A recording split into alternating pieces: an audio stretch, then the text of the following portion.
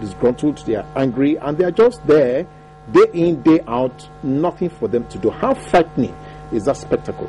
That really, the language is really frightening.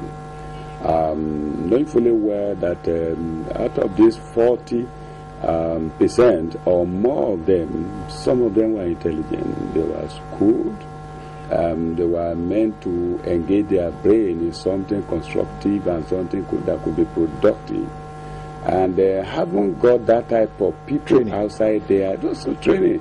Some of them university graduates. We are aware that out of this Boko Haram, some of them are really well trained. Niger Delta boys, a lot of them are well trained. So we have them in the north, in the east, in the south, everywhere. So it could be really frightening. We are just sitting on the keg of powder that could explode any moment. Now, let's bring it home. You are an entrepreneur, also an industrialist.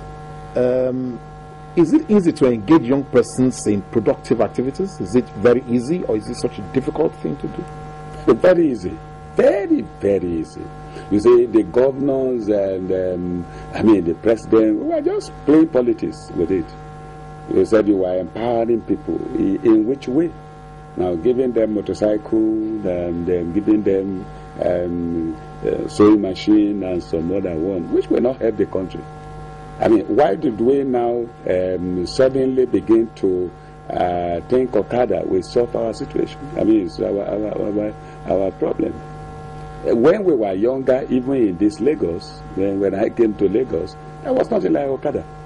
Okada is for the banks when they are sending people around and so on. And we were moving from one point of Lagos to the other. Suddenly, Okada took over the place. And governor will go and bring 1,000 of them and begin to distribute to the young ones and say, this is what I reduce you to. This is your level. And you now see even graduate today riding Okada. That's not empowerment. Whereas we have our resources abundant everywhere that we can train them how they could harness it. I fabricate industrial equipment. Yeah, I was going to ask you to give us examples of some of the things that we can. Yes. I know that with about 10,000 naira, even 5,000 naira, one can go into investment like soap. With about 20,000 naira, you can go to investment like candle. We have a rapid power supply everywhere. We can do without, you don't need more space. In some of this one that I'm mentioning, you don't even need to rent anywhere. If you have a room, a corner of it, or a corridor, you could start from it. It might interest you to know that just about 24 years ago, I started my investment with 600 naira. 600 naira. And where I am today is not just boasting. I think by the standard of Nigeria, I am not doing badly. I have my company, and it's in both sides where we were located.